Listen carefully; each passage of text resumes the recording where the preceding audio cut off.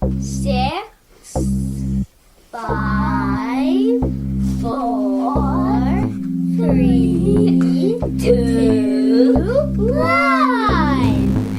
How about we do it again? 6, 7, 4, 3, 2, 1. I think I fought it. Okay, let's try one more I time. definitely Ready? Ranking review. Ranking review. Say 6, 6, 5. 5, 4, 3, 2, 1.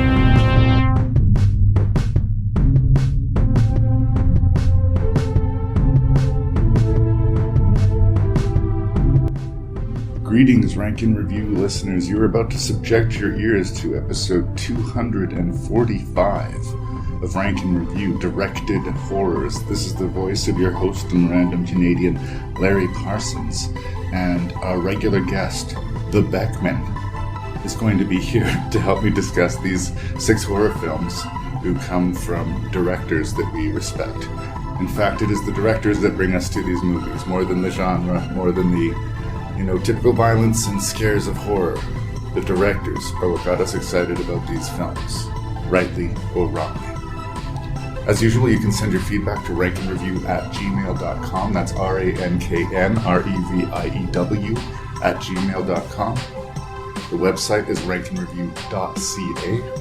And if you need something to fill your ears with in the 2-week gaps in between my episodes, I invite you to check out the Terror Table podcast and the Shelf Shedding Movie Show, as well as a Lifetime of Hallmark. These are all podcasts hosted by friends of the show. Now I'm going to stop this preamble and we can get into 6 directed horrors. Thank you for listening.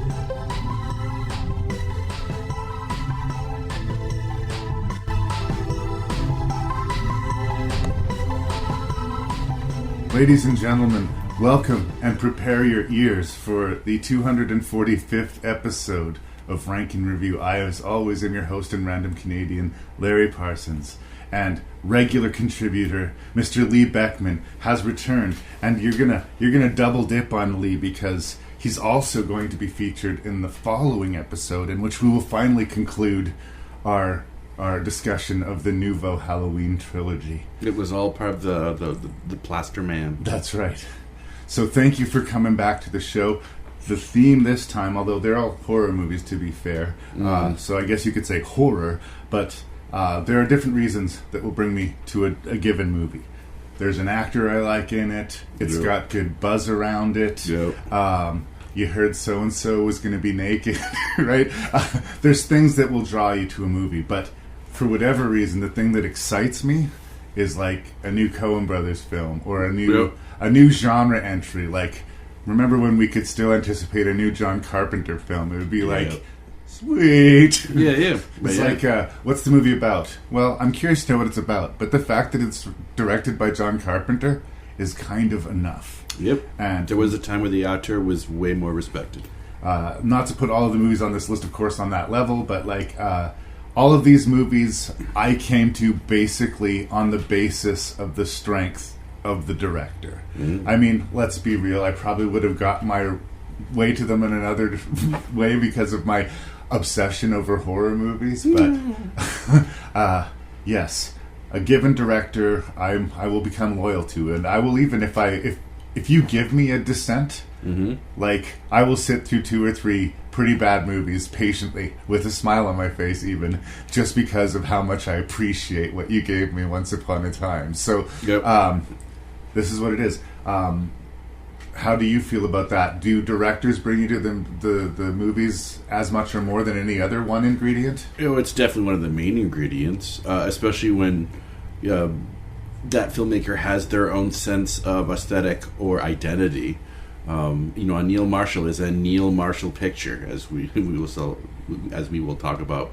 Same with the Brian De Palma, same with a Jane Campion, same with even a Martin Scorsese. So yes, that's sort of the marquee director as far as I'm concerned. Like, if I go to a Martin Scorsese picture and it's the worst Martin Scorsese picture that he ever made, it's probably still going to be worth the money that I paid for the conversation that I will have afterwards. And I'm not going into the next Scorsese movie thinking this movie will suck. It seems like a sound investment. Billy Bob Thornton said the same thing about the Coen brothers. When they, through his agent or whatever, they said the Coen brothers have a script that they want you to read. And Billy Bob Thornton said, well, I'll do it. Yeah. He hadn't read the script yet, but he's like, it's the Coen brothers? They don't suck. Yeah. So tell them I'll do it. Tell them send the script, but I will do it. And respect. Some people deserve that. But when you're a greedy genre junkie like I am, it only takes one really good film, and I'm like super loyal to you. Yep. We also do have legacy directors or like legendary. I think it's fair to call Wes Craven kind of a legendary horror filmmaker at this point. His legacy is secure. The Scream lives on, and Nightmare on Elm Street will live on. And I do think even some of his isolated, I think Hills Have Eyes has surprising legs to it. It's a classic. I think that even Serpent in the Rainbow will always be an interesting conversation piece in his catalog. Yep, it's my favorite. Even though today, spoilers, we're not going to be talking about my favorite Wes Craven picture. Respect. And again, Wes Craven's name above the title, I'm going to watch it. Is there anything you needed to say by way of introduction before we outline these 6 horror films from directors we fan over and rank them and such? No. But as current champion of Rank and Review, and also like to be called the Beckmann. The Beckmann. The Beckmann. I keep introducing you by your actual name, and it's inconsiderate. I apologize. Yes. The Beckmann. I feel like I've been disrespected as champion of late. So, just thought I would say that, and you'll throw that out just there. for me, not for the other people. You don't want to fill them in on why? No. You can fill them in on why. Okay. Well, Lee wants to curate the show, basically. Every time we do an episode, he says, you know what we should really do? We should do this. Yes. And a lot of the times I accommodate him. And today, I put my foot down. And I just said, Lee, you need to have your own podcast, brother. Yep. Write me at ranknreview@gmail.com and tell me that I'm wrong about this. No. Listen to the Jean-Claude Van Damme episode, fine. right? You're such a bitch. I don't mean to be a bitch. Yeah. Also, if you're really badly treated, how many episodes were you in this season? Look, I know I have a problem with you. We're not fighting. Let's not fight in front of the kids. This is all love. This is all love. I know. No, I'm excited. This was a good. I was sort of saying that a lot of the movies here were I thoroughly enjoyed. It was a good list. I like all of these filmmakers. So yeah, I will say I like all of these filmmakers, and I like most of these films. Yes. I think there's only one wall-to-wall stinker on the list. Yep. There's problems that I have with some of the other movies, but there's only one that was like, oh dear. Yeah. But to be continued. Yeah. From director Neil Marshall. You. A very recent film from 2022 called LAIR. Yeah. We do get into spoilers, so if that is a problem for you, watch the damn movie, would you? Yeah. From James Wan, a very welcome return to the horror genre. I know that the money is at these tentpole, Fast and Furious Aquaman movies. Yeah. But dude, you were put on this earth to make horror movies. Yes. I believe this. Malignant is evidence to this case. Please, sir, can I have some more? Maybe that's a controversial opinion shared by only you and I, but I think we'll get into it. We'll get there. We're going to talk about My Soul to Take from the great Wes Craven, one of his very last films. From Neil Lebute, mainly, he was famous as a playwright, and he's been cracking his way into film. House of Darkness with Justin Long and Kate Bosworth. From our boy Mike Flanagan, who we absolutely fellatioed on the best of the 2010s. Still wiping that off my face. ABSENTIA, his first movie, his very strong debut, his very low budget, make do with the cast you have, super solid first movie. And in a weird way, one of the hottest directors for me going right now that gets me excited to go to the theater these days is Edgar Wright. If you would have told me after I watched Shaun of the Dead in the theater, were you there for that? I saw Shaun of the Dead in the theater. No, I saw it we saw it 28 days later in the theater. Yeah. Anyway, if someone would have told me that not only would this director have a film better than Shaun of the Dead, but several of them, I would have called them a liar that day. I was very happy with Shaun of the Dead. Thank you very much. So, interesting. And again, the idea is the directors drew us to this selection. So I'm going to kind of grade it on a different curve. If I'd watched The LAIR and I didn't know it was directed by Neil Lebute, I might have been a little softer on it. Or harder given the situation. You mean like Neil Marshall? Neil Marshall, not Lebute. Sorry. Too many Neils today. Sorry, I tricked you out. No. You corrected me. There's never enough Neil. We need more Neil. We should drink Neil. Let's do this. All right. It's easy to see them as monsters, but they're just men. It's not human. There's nothing like this bunker in any satellite images. I can take you to it. How many are we talking about? There's an army down there. Kill anything that shrieks.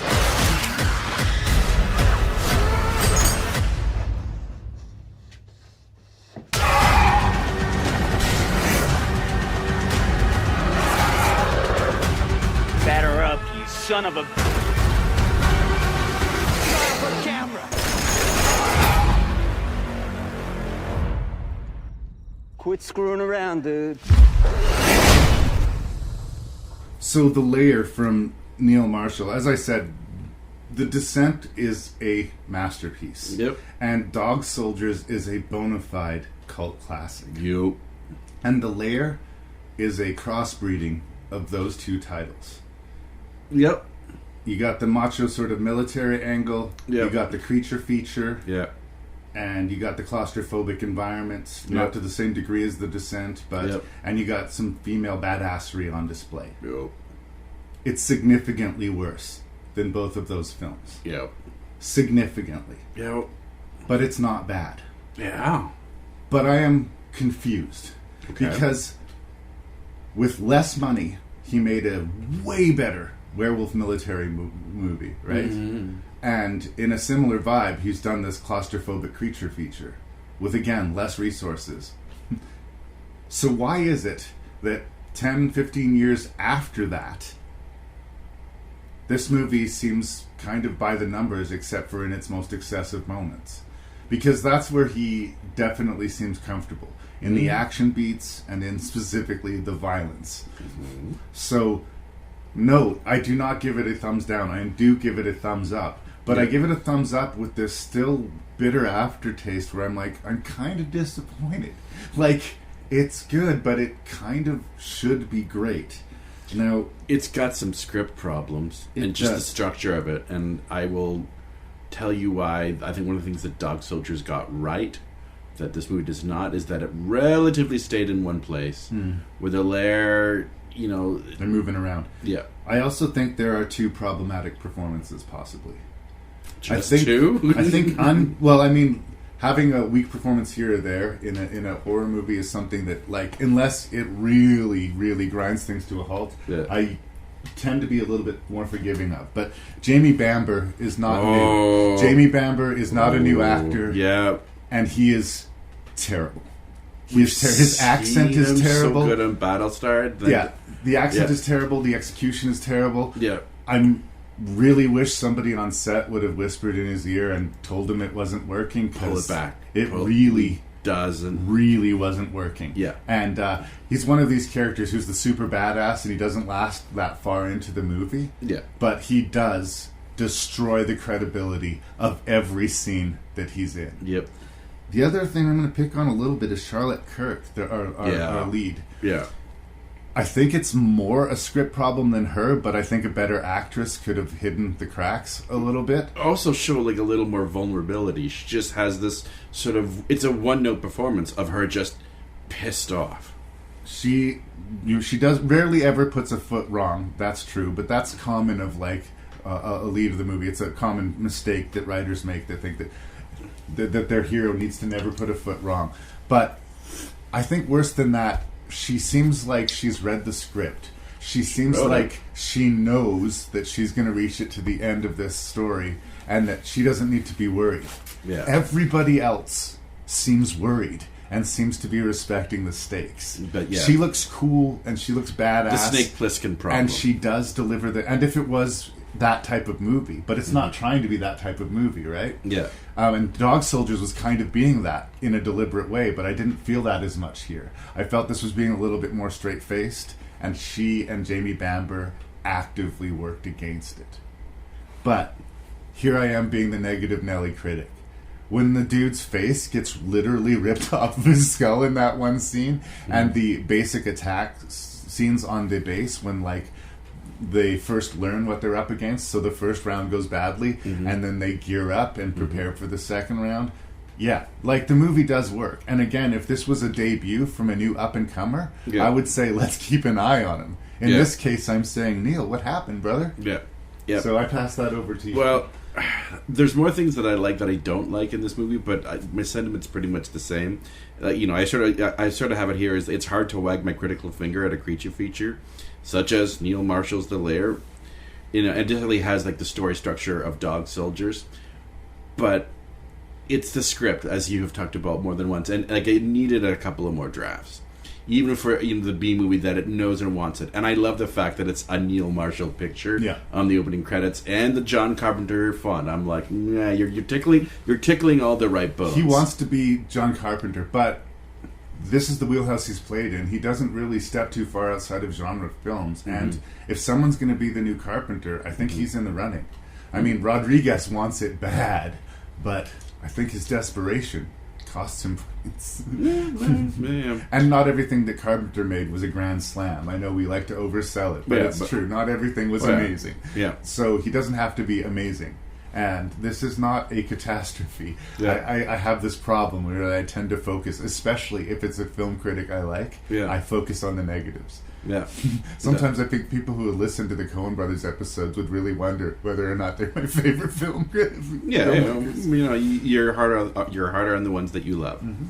But there's just some like unnecessary narrative threads or things in the script that, if you stopped and you thought about it, not only could you like cut them out and still keep the essence of what they were going for, or it's just awkward how it's presented. Like, it's even at the first 5 minutes, because we're given this flashback sequence it's not a flashback, it's her flying in the Afghan war, and it's that really odd opening crawl that goes on way too long.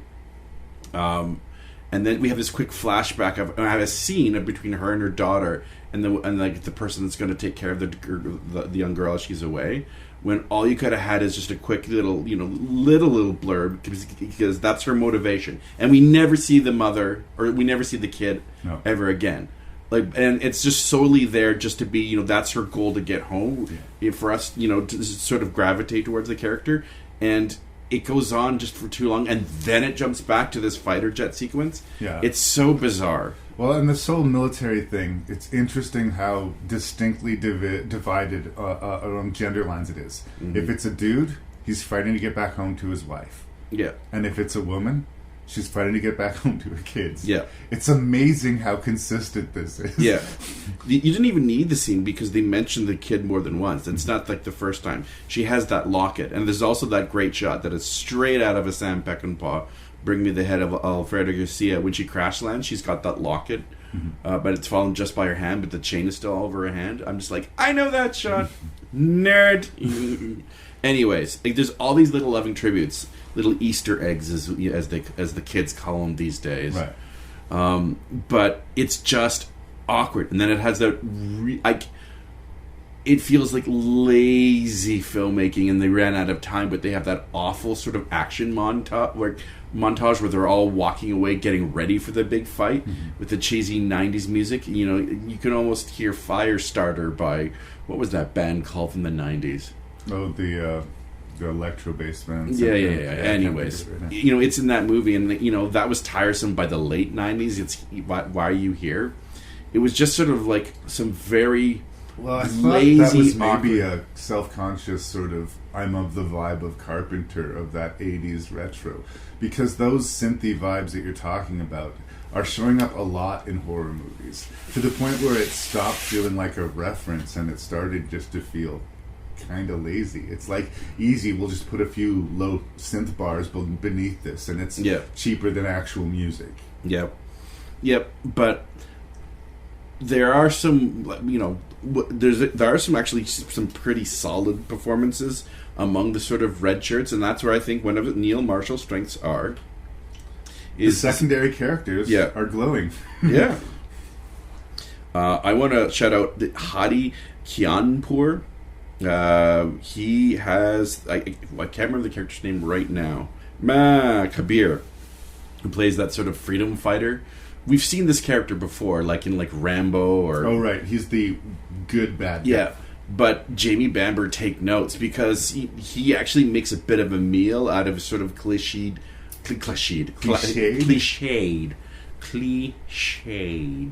Well, again, in a monster movie, you're allowed these characters. Yeah. Like, the Jamie Bamber character is allowed if executed well. Yeah.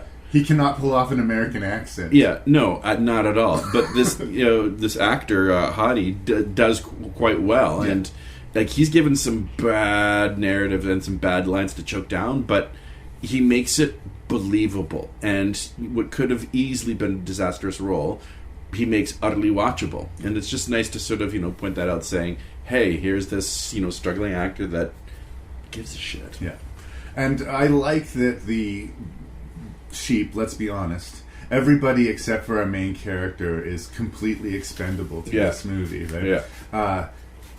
They're given beats that you like, You know that guy who's just crushing on the sniper chick is not going to live through the movie. Yeah. But you get what they're doing there. See, they're making us like you. Dude. Yeah. And I did think it was kind of weird that they went out of their way to make sure that our female protagonist was this stone cold badass. Yeah. But there was a boy that she liked, and that was exploited. Yeah. I don't know. It seems like that undercut this impossible badass, like almost unbelievable badass that you were. Yeah. That her weakness is a cute boy. Come on. Yeah, I know. Come on. Yeah. I don't know. The jury's out on Charlotte Kirk. I kind of hope that she actually starts making movies away from her. I thought she was good in The Reckoning, but the movie was problematic. Yeah, she was the best thing about The Reckoning. That's the thing. Yeah. But and she's married to Neil Marshall now? I think they're married. Okay. I don't know.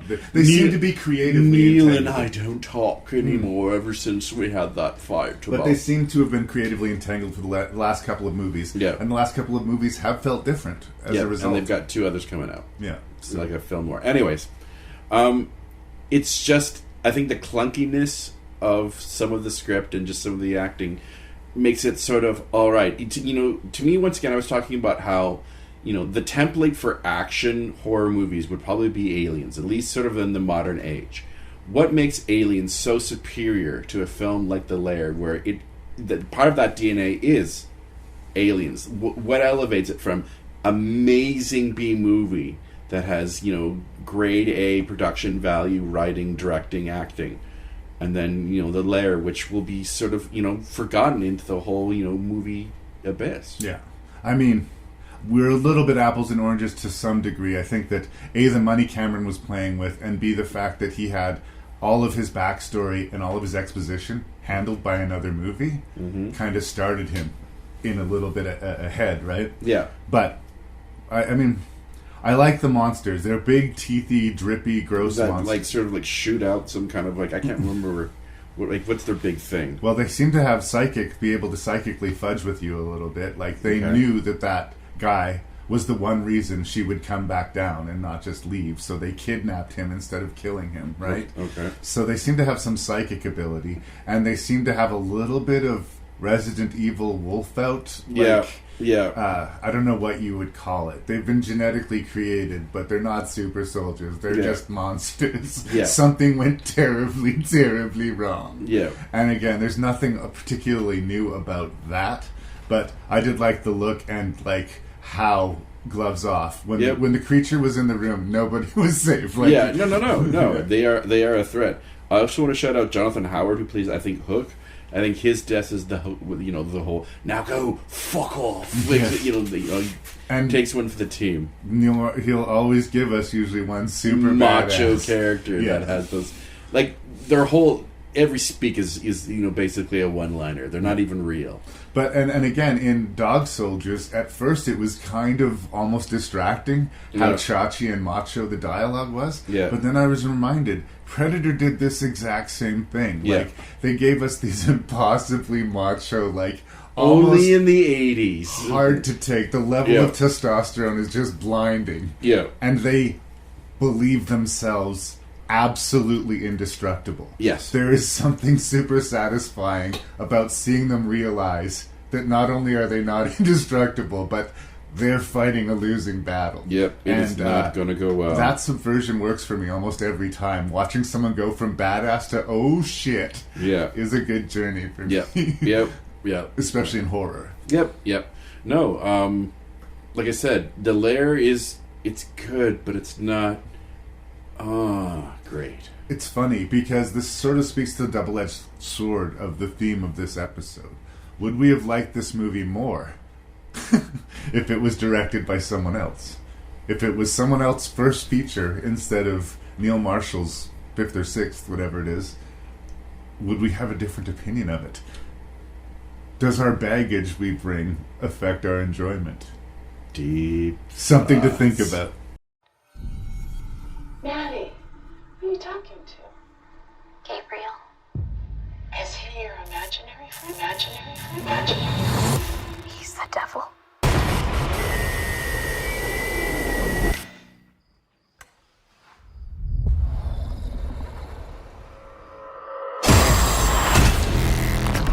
Whatever it was, it's back. He killed again.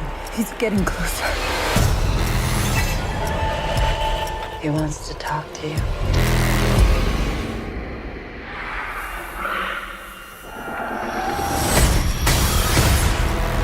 Mom, what do you know?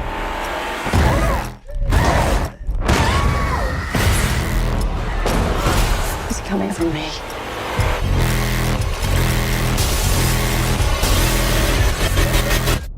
Who are you, Gabriel?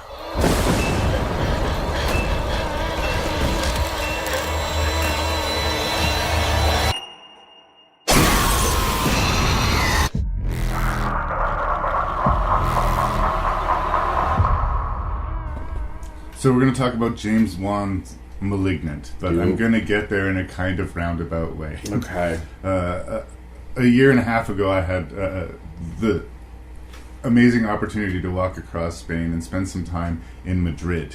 And we spent several days in Madrid, and we were trying to navigate our way around. And I came to this conclusion, like I finally figured out, okay, the street signs aren't street signs. They're actually painted on the entrance to alleyways, but most of them are so faded that you can barely read it, right? Okay. And it's not built on a grid the way all of the cities I've grown up in have been. Just because you go 2 blocks north, if you head a few blocks in any other direction, when you head 2 blocks south, it doesn't necessarily You mean... can easily get lost. And it felt like the entire place was built on, if you know, you know. If you grew up watching horror movies, and you are an appreciator of the A, B, C, and D level of horror, from the tippity top, The Exorcist, to the grungiest of grungiest basket cases, for instance. If you know, you know. Yo. And I love that James Wan is telling this inside baseball joke to all of us hardcore horror fans in the disguise of a movie that looks, for the first, I'm going to say hour of the hour and 50 minutes, like another one of his Conjuring or Insidious sort of entity movies. The quiet, quiet boo. But there's not as much jump scares in this one. That's what it's sold as. That's what it looks like. That's what it's presenting itself to be. The supernatural mystery that once she solves, the Ring template in that sort of way. That's what the audience are expecting. That's what they think they're getting. but if you've watched as many horror movies as you and I have, Yeah. within the first 15 minutes, an evil little grin starts to sprout on your face. Yep. You're like, yeah. this is not just a monster movie. This is a profoundly silly, over-the-top, ridiculous monster movie that is being played so impossibly straight that, like, it's so dry as to be a fire hazard. I think it's kind of funny, but when the worm turns, I think there'll be two people in the audience. Yeah. There'll be the group of people that said, what the fuck just happened to this awesome suspense horror movie that I was watching? And the rest of us who are like, the movie has arrived. Yep. And if you know, you know. Okay. And because you and I know, Malignant is amazing to us. Yep. I understand, though, that if you hadn't seen Basket Case and if you didn't understand what kind of movie you were watching, you feel like the bait and switch was, I guess, maybe the only thing the movie had going for it. And it just becomes a, wow, I thought this was about feelings, but it's actually about violence. Yep. I loved it. Yep. I loved it. Yep. But I am utterly sympathetic to all the people who did not love it. Oh yeah, no, But I can, go. as far as I'm concerned, this is a return to form. Not that, his Fast 5 movie, which honestly I haven't seen, was bad, or that Aquaman was bad. Yeah. But this is what he should be doing. Yeah. This is what he should be doing. Make it cheap enough that even if it's a lukewarm at the box office, everybody makes their money back. No one's in a position to complain. Yeah. And you can make as many Malignants as you want, my friend. Yeah. I will show up every time. Yep. No, this reeked of a movie that directors who work a lot, especially back in the day, that would work for studios, they would do like 3 for the studios and then in their contract 1 for them. Yeah. One movie that it was their pet project, and this feels like this was the pet project for James Wan. I just made you $1 billion with Aquaman, so I'm making and the Malignant. Conjuring universe. Yeah. I've made you more money than your 3 boats combined, kind of. So I don't want any notes. I'm just going to go make Malignant. Yeah. Just say thank you. Yeah, and shut up. Shh. And this movie is out of its goddamn mind. It honestly could have tarnished his career on some level. It's so batshit insane. Yeah, and it asks a lot of you. And I mean a lot. First of all, how much time we're going to take, and then second of all, the size of the pill that we're going to ask you to swallow. Now, I'm going to say to the viewers, if you have not seen this movie, shame on you. Stop the show right now. Just stop listening to it.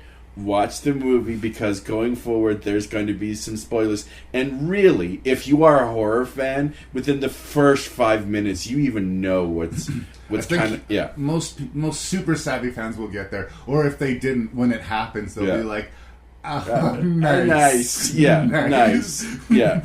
But like there's one part this time where and it's just like, because it's at this really bizarre perfect pitch. Like, it's in between taking it super serious and just the right amount of silly. But Annabelle Wallace, who plays Madison, our lead character, has this line like, "But I'm adopted." And all of a sudden that Sophia Riot version of Where's My Mind starts playing. You're like, what? And again, it asks a lot. It's been taking itself so seriously for so long, and it abandons that so completely. Yeah. And in any other movie, it would not be survivable. Yeah. But no, and the movie looks pretty. Like, I'm a bigger Giallo fan than you are, but I love like just like the bathing of the red and the green and even the blue and what it all represents. Yeah. Even for that. I do want to get... Oh, sorry, we done? No. Keep going. Yeah. I do want to get into spoilers. I just want to... Right. Before we do that, is there anything you wanted to say before we get into the spoilers? Well, this is all about love and how it just tickles that spot right I just there. don't want to be the guy to wreck Malignant for anyone, and neither do you. Yes. This is all we're saying. So because that was your last The chance. big twist is part of the enjoyment of the movie. It's one of these latent twins things. It's like the dark half, if you're familiar with Stephen King. Yeah. In the dark half, the twin is removed from his brain, and it Dr. Jekyll and Mr. Hyde manifests as a latent personality. Yeah. And when he decides, he uses that personality to write a lot of his books. When he decides to get rid of it, it takes it personally, manifests in reality, and terror happens. Mm-hmm. This is slightly different in that they weren't able to completely remove Yeah. the tumorous twin growth from her brain. Yeah. And after being assaulted by her husband, it wakes up. Yep. And it has the ability to take over her body and kill people. Yeah. And again, you might have been thinking as a savvy thriller watcher, oh, she's having dissociative things. She's committing these crimes, but she doesn't know it. Yeah. So she's guilty and innocent at the same time. Yeah. Which is not a necessarily incorrect reading of it. Yeah. But Lee, what's really happening? A giant tumor on the back of our lead character's head is there, and it's telling her to do things and making her have an imaginary world, and It bolts out of her head like the he who shall not be named in Harry Potter at the back it of can that also guy's communicate through like radio. head. Yeah. But she pulls open the back of her head, Yep. exposes the face, It screams. dislocates her arms, Yep. and fights and murders people completely backwards with Yep. her body. It They is. hired this amazing acrobatic individual, and they use special effects and I think costumes. Zoe Bell was actually part of her at one point too. Yeah. Zoe Bell gets brutally destroyed in a jail cell by Yeah. her. But it is so over the top Yep. and so turns into a dark demon ninja slasher Awkward movie. And Dance you're of an action sequence. the movie I've been watching has been nothing like this. Not at all. Yep. It has been much closer to, like I was saying, The Ring or The Conjuring vibe, Yeah. where there's something in the darkness that's going to jump out and say boo, Yeah. and then we'll be scared and there's some malevolence. But no, Yeah. this is a full-on monster that Yeah. stabs people in the face Yep. and is It has complete- anger issues. and it's simultaneously incredibly fucking stupid Yep. and amazing. Yep. Yep. And if you don't react well to it, I understand that. I do. Yep. I'm a little bit sorry for you, but I understand. This is the kind of movie in high school that I would take a girl to.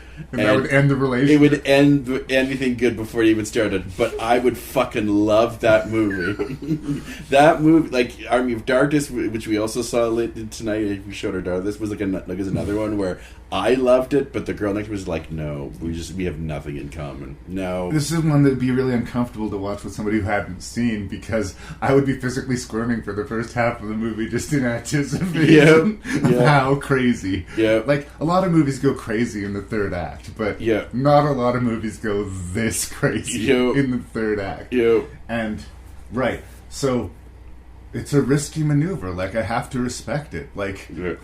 we're going to play patient and coy with the audience for a really long time. Yeah. And the people who are coming here for bloodlust are going to start to get impatient. Yeah. And the people who aren't might get really into it. Yeah. And we're going to fuck it up for them. Yeah. On purpose. Yep. Yep. So it's like knowingly fucking with your audience. And I appreciate it. Yeah, I even like the detectives. Oh God, George Young and Michelle Brianna, who play this partner, or at least the two detectives on the case. They have just the right amount of dry humor in between all the sort of madness. They're audience surrogates because Yeah. they exist in the real world until the real world changes, but they, like us, have to change to accommodate this new regime of madness. Yep. Also, fans of Dario Argento will get obviously the nods to Tenebrae and Phenomena and Plume. I forget the full name of his other movie, Plume. Crystal Plumage? Yeah. I haven't seen that one, but I didn't see specific references. It was more the vibe, like the It's color it's palette. the weapon as trophy is one that was that's Right. what I was thinking of Tenebra. But definitely like the color palette and the red Yeah. bursts. Like he likes those for sure. I even like the castles because that's a matte painting that we see both at the beginning and like near the 3/4. It's just like mwah. Yeah. Mwah. Also, I guess during the credit sequence, if you're one of these people who freeze frames things and read the documents and the newspaper articles, they do give away apparently like pretty much everything during the opening credits if you want to do that for yourself. Yeah. But again, just take the ride. Yep. Although Yep. we've already wrecked it for you if you're listening to my voice. Yeah, So, I also love the score by Joseph Bashara. Once again, I mean, it's sort of that classic, not quite Hammer-esque horror soundtrack, but you got some edginess to it that I liked. And I just love how Wan and the cinematographer just used that camera. There's a lots of drawn out sequences that easily could have been jump scares that he avoids this time, which I also sort of liked. Yeah. I mean, there's still some. I'm not saying it's still a James Wan movie, but there was times where I thought, okay, here comes the scare, and it's not. It's more drawn out, moody, scary moment. Well, I think there's a measure of careful calibration until that twist happens. The other amazing thing is that before that twist happens, you need to be careful. Yeah. But after it, everything is on the table. Yeah. So when the detectives break the reality, quote unquote, by letting loose a one-liner, it really doesn't matter anymore. Yeah. Like, that ship has sailed. Yeah. And it kind of makes the script bulletproof for the second half. Yep. But it makes the script really kind of carefully balanced for the first. Yeah. So it's just, again, he has to get to this certain point, and once the circus arrives, the circus is in town, and we can just have straight bullshit fun for the rest of the movie. Let's talk about that sequence in the third act of the movie, the police station. Prison cell? Yeah, that's...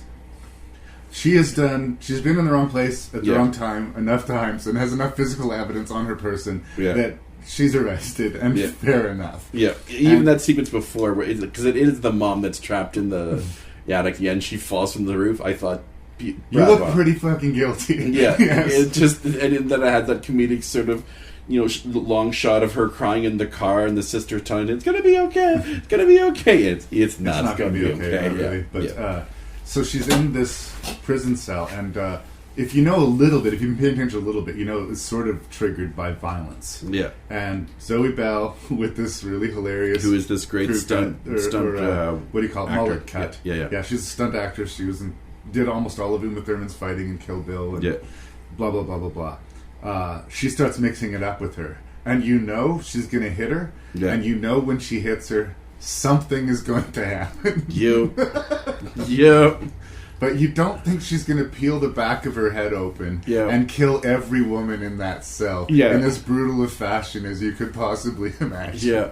And that was just the beginning. Yeah. We're going to Terminator the entire police precinct with this character. Who does triple flips, springboards, just...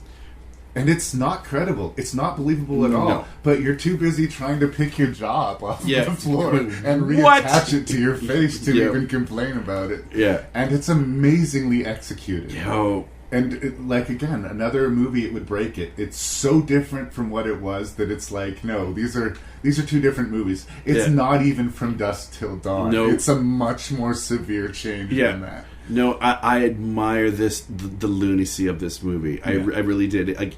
It puts a giant smile on my face every single time. I've seen it, I think, now 4 or 5 times. And every time it's oh yeah, this is why I like this movie. This is why I like this movie. This was my second pass on it, but I will watch it again. Yeah. But I just love that this was made for you and I specifically. Yep. He didn't sit down to write and make, this movie, Malignant, just cast as wide a web as possible and get the biggest audience. Yeah. He got that already with his Aquaman movie or whatever. Yeah, he's got more money than a third world country. This one was for us. Yeah. And thank you, sir. God bless. My name is Adam Hellerman, but everyone calls me Bug. I live in Riverton, Massachusetts, a small town notable for fishing, tourism, and the Riverton Ripper. The Ripper was killed 16 years ago today, the very night that 7 of us here were born. Some say we share more than just a birthday. They found Jay Chan in the river this morning. He's dead. Pray for our souls, Bug. He's coming. Hello? There's been no clue as to who this killer might be. If he was evil enough, somebody you thought was dead come back alive? Souls live on. Do you think the Ripper came back to take his revenge? What if his soul went into one of the 7 kids who were born the night he died? Bug? Pray for our souls, Bug. But which one? Do you know who your father was? Take a look in the mirror, Bug.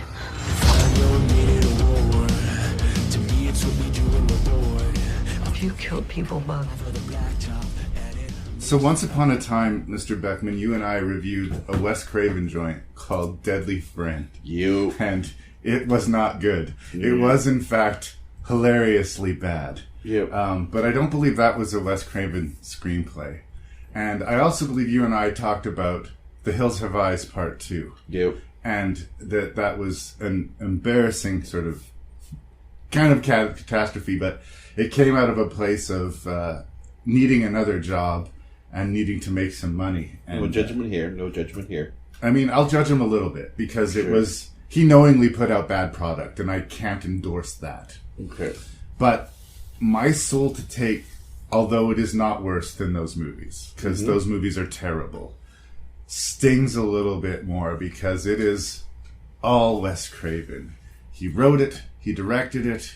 This was his thing, you know. This is the guy who gave us Nightmare on Elm Street, you know, created the Scream franchise with Kevin Williamson. Like, so he obviously wanted to start a new thing here. He's got a very complicated, by which I mean dumb, origin story of the serial killer who was killed on a night, and all the kids. The Riverton Ripper, I think it's actually called. Yeah, sure. And all the kids that were born the day or the night that he died are part of this curse. 20 years later, or whatever, 16 years later, pardon me, because they're all turning 16, right? They start getting picked off one by one. Our main character is Bug. The movie is going out of its way to try to tell us that Bug is the bad guy, and it tells us, by its effort to convince us that it is not Bug. Like, they keep on trying to throw shade on our main character, and it's just a waste of time. And the backstory, again, I was so bored with it, I didn't even want to, like, recount the Ripper. It's, like, so cheesy and whatever. But that's just setup, that's just foreground. So, like, once that's out of the way, it's a messy introduction. Once we get into the slashing and killing, then the movie's going to start to be awesome, because then we're going to be right in Wes's comfort zone. I started to feel like he'd spent so much time working with Kevin Williamson and with Kevin Williamson scripts, and he'd just gone through the devastating, not his fault problem with Cursed, that werewolf movie that just got completely wrecked by studio interference. I think he wanted to cleanse his palate and do this movie, and I think he thought he had an ear for the youth because of his connection with Williamson and Scream. But the truth of the matter was, he's in his late 60s by this point. And his teen speak is cringy. It just doesn't sound natural coming out of these actors at all. None of the characters, as a result, read credible. And on top of the ludicrous setup that we were giving in, you just can't invest in anyone. Okay, well, that's another hurdle that I could probably get over, because a lot of slasher movies suffer from this problem. But we're going to have a cool killer and a mystery to solve. No, we do not have a cool killer, and no, we do not have a mystery to solve. And we've seen this kind of killer before, where it can jump body to body, you know, in one of his own movies, So I'm like, what else? I'm desperate. I want to like this Wes Craven movie. I'm watching it again for the podcast, and I'm looking. I had no memory that Frank Grillo was in this movie, but there he is. I had no memory that Denai Guerrera, Michonne from The Walking Dead, was in this movie, but there she was. And then I was like, well, that's interesting, and this is an early role for him, especially because the Denai Guerrera character is so peripheral. She doesn't have a lot to do, but this will be nice to see that he has a character and something to do. I actually don't think I remember what happens with this detective character. Well, the reason I didn't remember is because nothing. They set him up 16 years earlier. They bring him back 16 years later. He dies before he has any understanding of what's going on. And the movie carries on. Fuck. It's not like he hasn't swung and missed before, like I say in the past. But even with Shocker, it was an ambitious movie, right? I don't think it worked. In fact, I think it was kind of cringy. But he was trying to create another original, very 80s serial killer, and I saw what he was going for. In this movie, I just saw him stumbling clumsily again and again.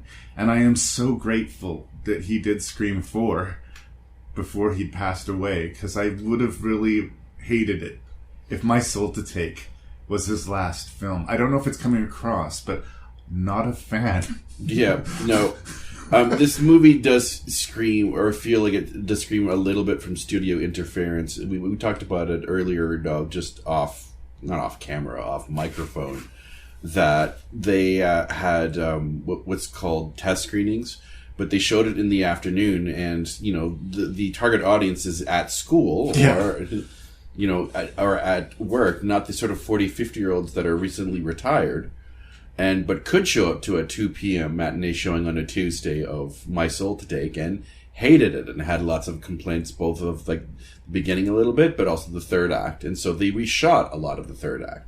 Now, I'm not saying that My Soul to Take was probably a brilliant movie before the reshoots. Yeah, I really doubt it. It feels like there's just... It feels just very rushed, quickly edited. The red shirts, we just really not give a damn for. Even the one that's like sacrifices themselves, like the blind character. We needed more of him. Yeah. And then he shows up. Like, there's not a death in the movie that has impact. Yeah. Not one. Yeah. Like, we see him at the beginning, and then he shows up right in time for his own sacrifice and death. Yeah. Really. I mean, I guess he gets a couple of, friend scenes. And they just don't have chemistry together as well. Max Lyons, I think, what's the lead actor's name? Max Theroux is Bug. Max Theroux. Okay. I hope that's right. Yeah. But I actually thought his buddy, John Maguire, gave the better performance of the two of them. Yeah, it's just so obvious that, spoilers, he's the killer. Yeah. Well, there's nowhere else to go. He's the only other character that we have any kind of significant screen time. Yeah. And then they have that scene where they go out of their way to take him off the list of suspects, at which point I said, okay, there we are, he did it. Yeah. Yep. It sucks when someone's trying to fool you and they're failing. And that's is it cold in here, Lee? Should we turn up the prayer conditioning? No. That is a legit line in this movie. Yeah. That wasn't just me dropping one of my famous dad jokes. That is a legit line in this movie. Yeah. And they double down on it. Yeah. They repeat it because he's so fucking thrilled with that line. Yeah. And I'm just like, thank you, fuck Wes. you, movie. Thank you, Wes. Fuck you, movie. I know, we get it, Wes. You don't like organized religion. We get it. But again, who talks like that and doesn't expect to be slapped in the face? Yeah. No. Yeah. Again, we talked about the cop. He had nothing to do, but then they spent all this time on his mom in the back timeline. Yeah. So there's going to be something that's with why the mom, right? Yeah. See, and not. Yeah. No. Nothing that we set up pays off even a little bit. Yeah, see, that's why it feels like it's just a very badly edited movie that got fucked over.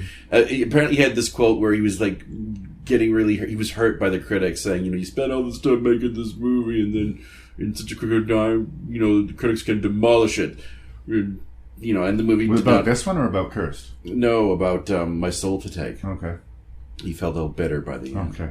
Well, I knew that Cursed was a terrible production for him. They shot... It's 2 movies they've shot. Yeah, 2 movies worth of movie to come up with a movie that nobody liked. Yeah. And he lost a movie that he wanted to make as a result. He wrote the screenplay to Pulse, the Pulse remake. Oh, right. It got handed off to another director because he was lost doing endless reshoots. I remember that now. Yes. So I felt like My Soul to Take was him saying, you know what, I'm making my movie now. And that's why it stung more to me. Yeah. Maybe you're right. Maybe it was fucked with. But I honestly can't imagine a movie with these pieces in any order that is getting a passing grade from me. You know what he should have done? Made a different movie entirely. Yes. Okay, I was going to say Malignant, but all right. Okay. Well, that's the same answer, dude. That's a different movie entirely. Yeah.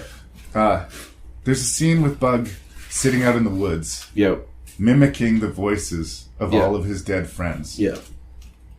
That makes absolutely no sense. There's no reason for Bug to go out in the middle of the trees. There's no reason for Bug to be mimicking his friends.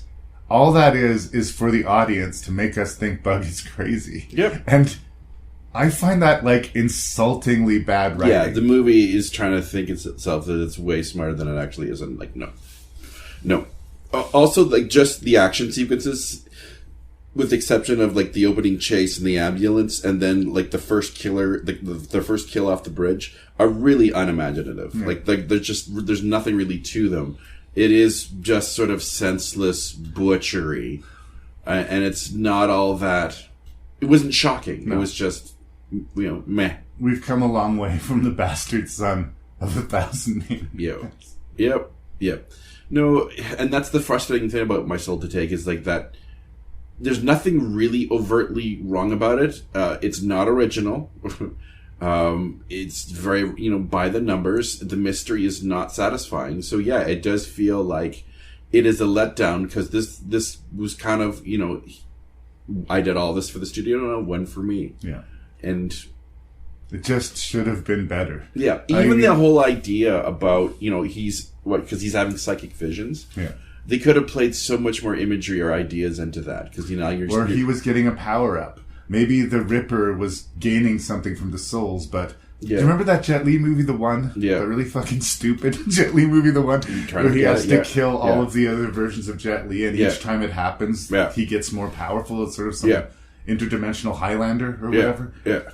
Maybe that was in the script at some point, and that's why he was, channeling his dead friends, but it's never even attempted to be explained. It's all meant to make Bug look sinister. And if Bug is the bad guy, then there's no movie here. Yeah.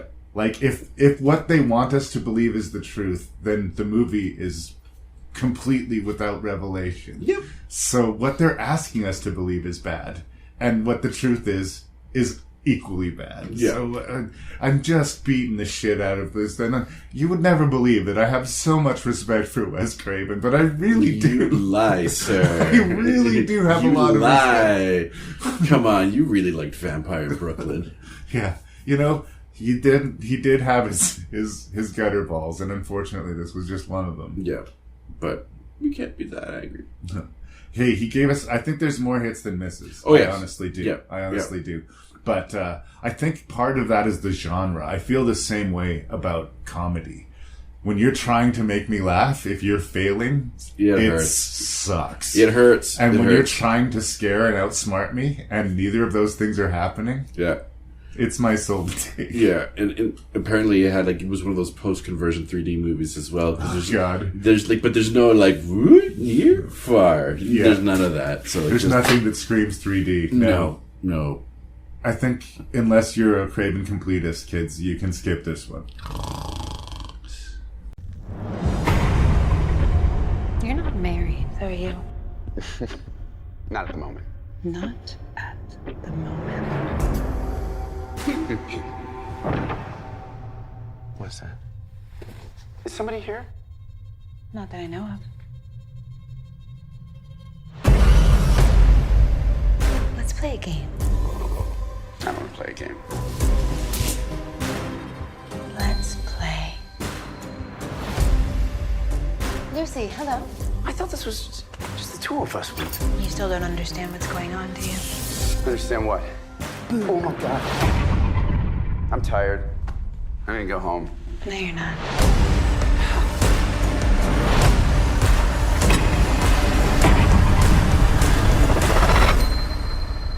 Is that how it ends? Who said anything about ending? I think it would be unfair to say that I was a huge fan of Neil Lebute, but he is an interesting director. He's talented. And sometimes interesting is enough. And the fact that he doesn't typically work in horror, unless you count the Wicker Man remake. Ooh. Speaking of terrible movie. Wow, that's a horror movie of a different kind. But yep. But here's a guy who usually writes theater pieces, which this frankly does feel like, to be honest. And that was one of the refreshing things, but yep. Yeah. But he usually just takes an uncomfortable subject matter and pokes that nerve repeatedly for 2 hours. Yeah. And sometimes it's satisfying, but more often than not, it seems more interested in making you uncomfortable than entertaining you. And as a rule, I don't appreciate that as much. Okay. But I can't completely dismiss him. Like, he's made some really interesting movies, and he's made some really terrible movies, and you kind of gotta reconcile it. But I was intrigued at the idea of him making a horror movie.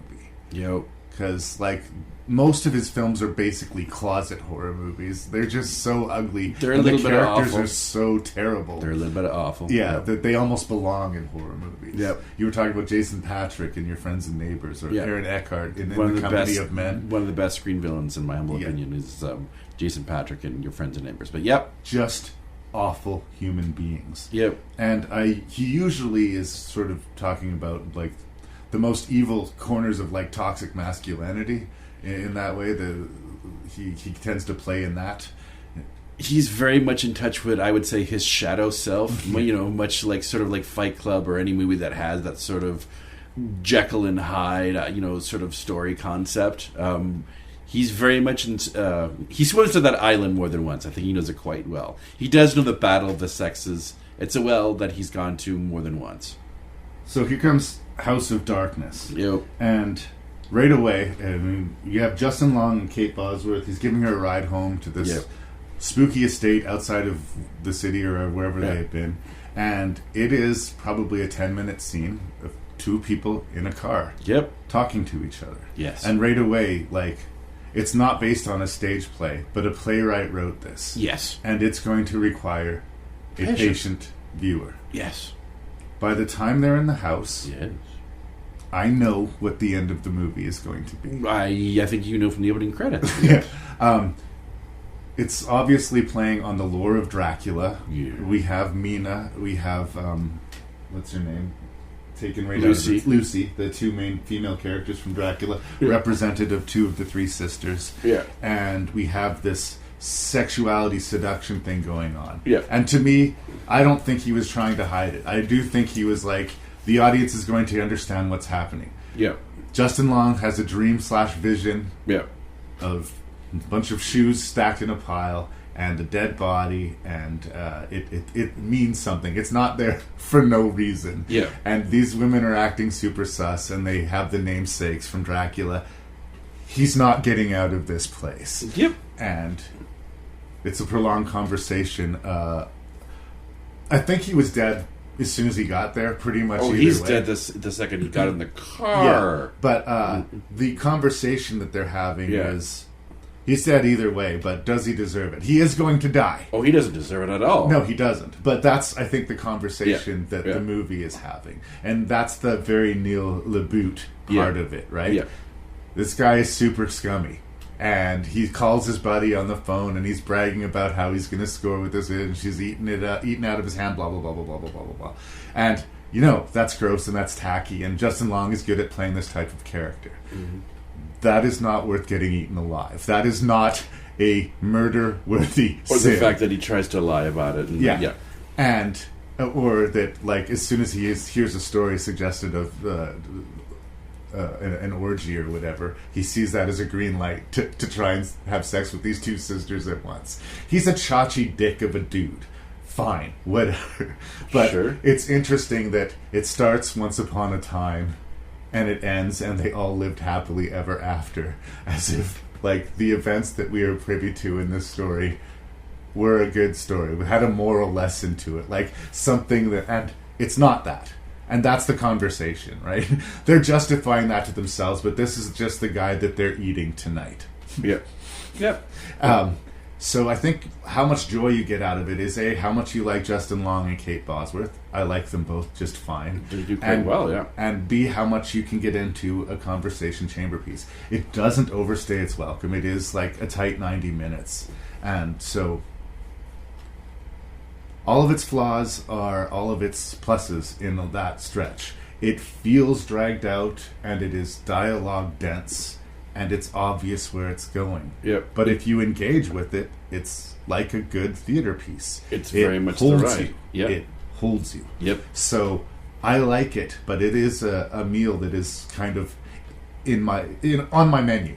I have a theater background. Yeah. I am more patient about these types of things. I can totally see if someone thought this was going to be a slasher or a vampire picture full of teeth and tissue and renting it and being bored and annoyed by it.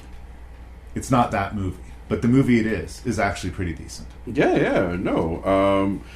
Some of the things that I found very, very refreshing was, we've seen a lot of vampires movies, and we always sort of equate, the sort of, sex with death with vampire movies, sexual promiscuity. And it's always a male preying upon the females, right? Yeah.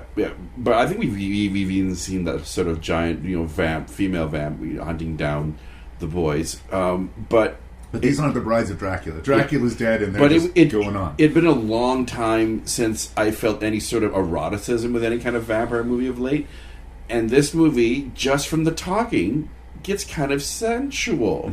I love that scene with Bosworth, like they're almost kissing, and like she's, like they're just kind of moving their heads back and forth just a little bit. It's well choreographed, and it's a well written piece, and she's completely toying with him, and I love it. And I thought, well done, Neil. It just those little tricks right there that I'm like, okay, this. It's kind of erotic. I've got a little bit of a chubby. And his pedal isn't down to the metal as far as the script is concerned. Yeah. Back in the day of Your Friends and Neighbors and In the Company of Men, Justin Long's character would have been such an irredeemable piece of shit that we would have celebrated his death. Yeah. And the ending would have actually made sense. And they all lived happily ever after. Like, good for you for ridding the world of that piece of shit. If those vampires were to kill the Jason Patric character from Your Friends and Neighbors, we could throw a party, right? I actually found him pretty endearing when, because I do believe him a little bit when he says, he gets all excited when he's, talking about the connection he's made with her, and like you just sort of sense that naivete a lot of ways, even to the point where the sister has long been introduced to the story, and he's getting frustrated, and he turns to her and says, "Can we just go and talk somewhere?" Yeah. And you just realize that, oh, buddy, no, you're so, like, you have no idea how much you're in over your head right now. So I do find him likable. Even like when he phones his friend, he's not like his friend gets him to brag about it. Like, he's not being the dick to phone. Yeah, he's not the same asshole he was in Barbarian. He's not like irredeemable, and I appreciated that because it would have been easier if he was that guy. No. So I did love the whole hunter and prey mentality and story that is very much 2/3. Well, no, the whole movie really.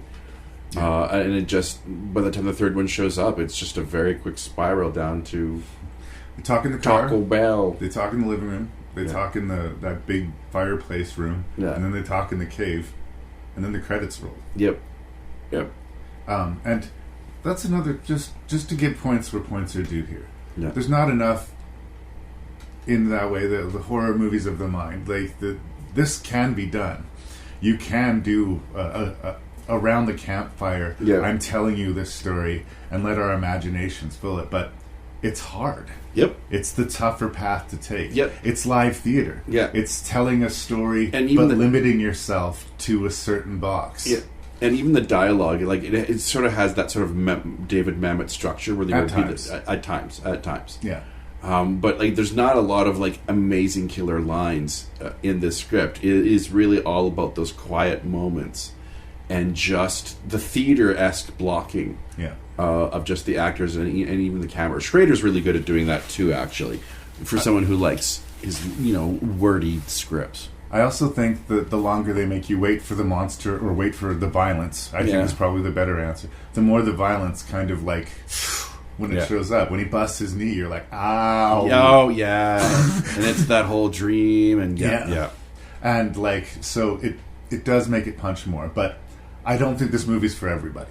No. I don't want to oversell it, but I am giving it a thumbs up review. I just find it refreshing just because like the rest of the movies are very stylish, very loud in a lot of ways, and even though this film is very much a mood piece, it's very much it lives and dies by its actors and dialogue.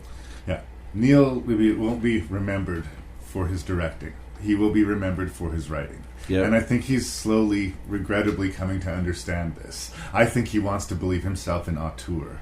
I think he's good at making challenging theater pieces, but he doesn't always have answers. And I do think this movie is guilty of that too. Okay. I bet you if you asked him why is this happily ever after, he's like, I don't know what it really means. It just felt right, Yeah. There's no plaster man beyond that vibe that he wanted to work for a while. Mm-hmm. But it was well cast, and like, we're not going to see any sequels to this, but presumably that's what they'll do. I don't know how often, maybe once a month, maybe once a year. Yeah. Some unlucky guy gets dragged to this house, and some variation of these events happen.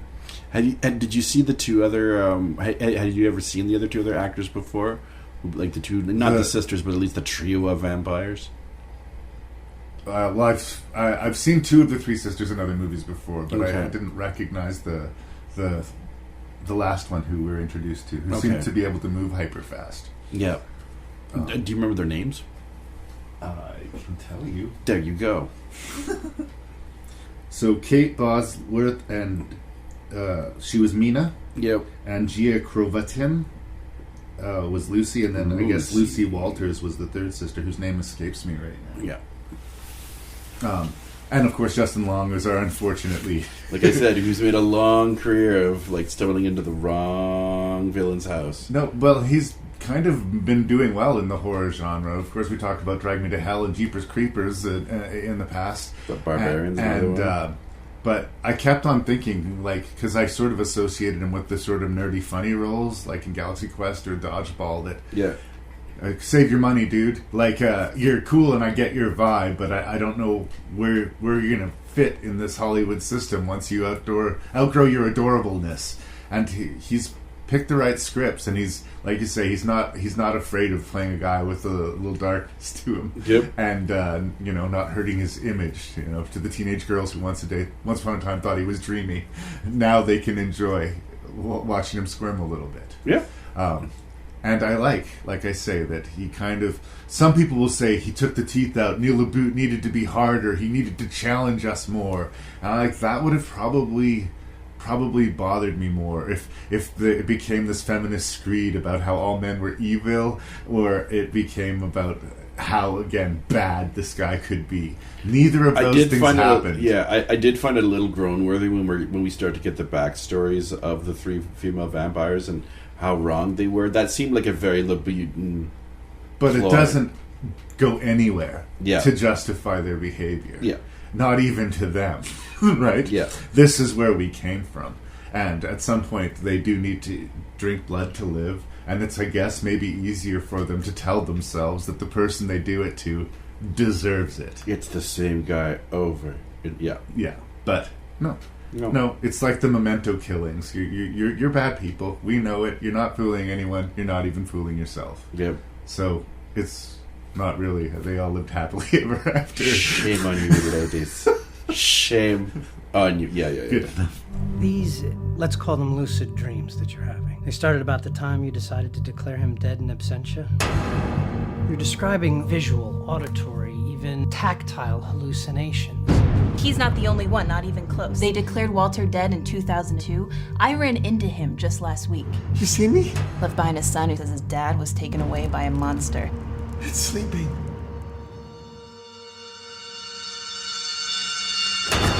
I saw it. Hallucinated. I saw it. Things go missing in this neighborhood, and those things turn up in one place. I was seeing things too. They felt so real. We found a body in the tunnel. Oh my God. Always in this neighborhood, you lock the door. I know how that sounds. You see your eyes? We're gonna need to question you a lot more. I swear to you, I could hear him in the walls.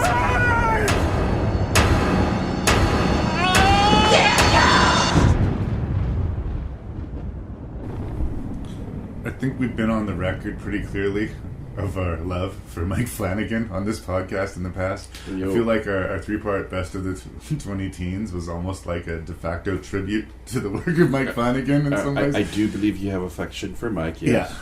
And it's so incredible to see, like, right away from Absentia, 2011, very strong right out of the gate. Even handicapped with a criminally low budget $70,000, inexperienced actors, like and it apparently came together really quickly too. Like, it was one of those just go. Yeah. And again, in a lot of these low budget debut horror movies, the smart move is to find a cool location, like say a creepy urban tunnel. Yep. And milk the shit out of it for atmosphere. Mm-hmm. And wherever the movie fails, it absolutely succeeds in that. Every time we end up going back to the tunnel, I feel a little bit more uncomfortable. Mm-hmm. And when the tunnel starts insinuating itself into the flat, it gets even more uncomfortable. Yeah. But the, I guess, heart of the movie is the psychological poison. this woman, and she's pregnant because the actress happened to get pregnant, so they incorporated that in the script. I guess in the original script that wasn't the case. Nice. It's funny that she and her sister's trying to ask her who the father is, and she's being all coy about it. I wonder if even the screenplay knew at that point. The payoff is the cop. You have to assume it was the detective who's been pursuing her relentlessly. Who else would it be? Well, they have that whole scene where you can be a part of the. She's breaking up with him essentially. Yeah. Her husband vanished. It's been 7 years. This is the lady who's pregnant. Sorry, her husband vanished. It's been 7 years. She's got this relationship with the detective who had been helping her look for her husband, but obviously something more has happened there. Mm-hmm. And they want to declare him dead in absentia, A, for legal mags, she can get rid of his stuff and settle his estate, and B, she can just move on with her life, which she clearly needs to do. And it kind of reminded me a little bit of The Vanishing, or the guy, his girlfriend disappears and he just can't reconcile. He doesn't, after a point, care whether she's alive or dead, or if she left him for spite, or because she thought it was hilarious. He just wants to know. Yeah. Right? Yeah. And that kind of craziness is I don't know if it's relatable, but she's had 7 years. Her sister's coming to, quote, support her, but we can see that her sister is also a recovering addict and has her own baggage. Yep. And right when they're about to finally let go, do the healthy thing, and finally lick these wounds and start their life anew, the entity in the tunnel makes itself known, and her absent husband briefly is returned to her. And the movie wall to wall works. You can tell just by the vibe and the aesthetic of it and the inexperienced actors. I'm not going to say bad. I'm going to say inexperienced. Yeah. I do think I would love to see where all these actors are at today. 13 years later. I think that they run and gun filming your first time on a set. It's intimidating. Yep. And it works enough. It doesn't hurt the movie. It's just like the detectives particularly don't feel confident. They feel uncertain about what they're doing as detectives. And I feel that might be more the nerves of the actors than it is the characters of the detectives. Yeah. But it doesn't take away. It had me a little worried in the first half an hour of the movie. That's why I started to lower my expectations a little bit. But then there's that needle drops about the 40-minute mark of the husband showing up, and all of a sudden, the whole idea that this was a first-time director movie, a low budget movie, it just disappeared, and you're in it, and I got swept into the story. And that is the scene where the movie clicks in. There's maybe a little bit of uncertainty, but when the husband reappears and the detective is like, oh no. For so many deep levels for him. He is in love with this woman. She was about to be over it. Everything was going his way. And the second that guy shows up, his world is exploded. And why is he back? Well, the older sister had an encounter with Doug Jones. Doug Jones is he's like 7 feet tall. Character and as skinny as a piece of actor. paper. And you always see him buried in makeup. And I bet you one of the things that got him here was, I don't have to be buried under layers of makeup, and I'm still in an amazing monster movie. Shout out to those actors who do the whole performance in a suit. Much like a Kevin Peter Hall or a Doug Jones. There's that film Last Voyage of the Demeter where the person who plays Dracula is Javier Botet, I believe his name is. Yeah, but he's one of those actors that they get for the whole wearing the pencil skinny suit, so you can put like a meaty suit on them. And flexible, they used to work for the Circus du Soleil or whatever. Right. Well, so she meets Doug Jones. He's so skinny and so pale. His essence has been drained, and she intuits that this isn't a homeless person. Something terrible has happened to this guy. And she says, "I'll go get you some food." When she comes back, he's not there. And here's the fatal mistake that she makes. She leaves food there. And either it's considered an offering or a trade. It actually made me think of Under the Shadow. We just reviewed Under the Shadow for the best of the 20 teens. And there's some sort of weird barter system that's not understood by both parties. But by seeing that guy and by coming back and offering the food, a door's opened. After that, shit starts going south. Bad things start happening in the house. The husband comes back, and things go from almost being fixed to brutally bleak. Yep. Not a feel-good number. No. But, as is true with every fucking thing Mike Flanagan touched that decade, yep. solid as a rock. Yep. As a debut, for sure. Yep. Obviously, I didn't know Mike Flanagan, so his name didn't, quote, bring me to ABSENTIA. But I hope I can bring eyes to it, because it's one of his more underseen pictures. It's kind of amazing he went from, like, this to Oculus, too. Yeah. I mean, granted, he had a lot more money, and so he had a lot more professionals who made a far sheener-looking horror thriller. But it is impressive that, because ABSENTIA does have some like dialogue problems and some acting and a little bit of a pacing problem, just a little bit. But then to make something so crisp and solid and silky as Oculus, it's impressive. He goes from ABSENTIA to this. Well, again, I'm going to a heavy hitter here, but Christopher Nolan did this movie The Following. Yeah. And again, very short, very tight, micro-budget, black and white. Yeah. They had to fuck with the timeline because they had sound issues. And Yeah. that ended up becoming one of the defining characteristics of Nolan's filmmaking, is playing with the timeline. Yeah. But all its flaws, you can watch that movie and you can say, this is a filmmaker. This is an incredibly talented filmmaker. Yep. I wonder what he could do with a budget. He even has some like pretty good shot composition.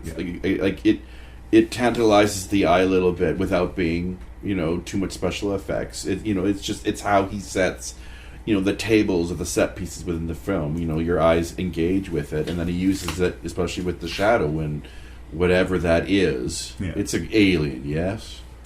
I don't know. It seemed like some kind of perhaps interdimensional. Like they said, 20 people are in that tunnel with it. Yeah. And he's like siphoning the life out of them. Yeah. And who knows how long it's been there. It looked insectile. Yeah. And it sounds like a cricket. Yeah. But I don't know. I liked how much they kept unknown about the creature. It made it scarier because when they're finding stuff in the house that it's left for them, what does that mean? What are they supposed to do? Whatever it meant, whatever they were supposed to do. What did it leave again? Like it left... There was that weird pile of dust and the metal, like stuff that would have been left in the alleyway, spare change, stuff that belonged to people presumably that he had stolen into this. But you left me some food. Oh, thanks. Well, I'll leave you this. But now we have this thing. Now we have this relationship. Yeah. Yep. Creepy. And again, to keep on like further jerking off Mike Flanagan, he also writes most of what he's directed. Yep. Like, damn, dude. Yep. This maybe it's eclipsing into a little bit of jealousy here, but like you got game. I can see the drill from your chin. No, he's very, very talented. Yeah. I'll give you that. And kudos to the movie that it started off to me like I had my sights set on low, and all of a sudden it just hits you that this is a very, very good horror movie. Yeah. And a very small budget. Like they did this for so very little, so good for them. Yeah. And the bait and switch, like I really didn't think it was going to go as dark as it was. They spent so much time with this woman making the right choices to fix her life and become happy. Yeah. And she's carrying a child, by the way. Yeah. And it ends, both of the girls are gone, and the detective is putting up missing posters of them. Yep. And he's lost everything. Yeah. And will be. He's lost. So, yeah. Like, I really... I mean, not that I always assume that it's going to be a bad ending in horror movies, but I can usually feel when it's going to go that way. And this movie kind of surprised me. Like, that everybody was going to get unscathed? No. People are going to die in a horror movie. Yep. But that the bug entity in the tunnel wins and is still there and is still fishing for people. Go home. Yep. The end. Yep. Yep. And it's original-ish. Again, I feel like if you explored that creature more, you would start to find some conventions and some familiarity, and in that way it would take away the creepy factor. Yeah. and they couldn't afford a proper monster, so we only got little glimpses. So they made our brains use against us that way. Yep. There's enough rules. I love the fact that there's enough rules for this creature that it gives you certain clues on how you could beat it. Technically, you could trap it. In essence. Yeah. I like, who knows? Anything would be a guess. Anything would be a guess. Maybe if you draw a line of salt across the entrance of the tunnel, it wouldn't be able to leave. But you'd have to know to do that. Yeah. Right? And they're just so helpless. They might as well be fighting the Invisible Man or something like. What it wants is unclear, and when it wants it is unclear, and it's a hard scenario to get around. Yep. I got this kind of gift. I can see people, places, things others can't. This is the closest most people ever get to their dreams.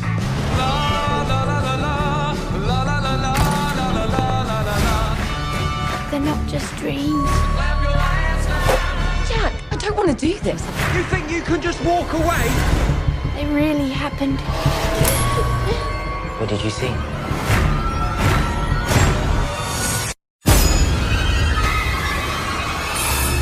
Do you believe in ghosts? I want to report a murder. You witnessed the murder last night, but you believe this was a vision from the past. The guy that killed her is still out there. I have to stop him.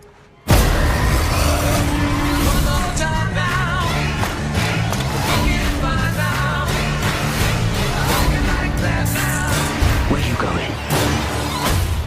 I know what you did. I've done a lot of things. You're gonna have to be more specific, love. You can't save me.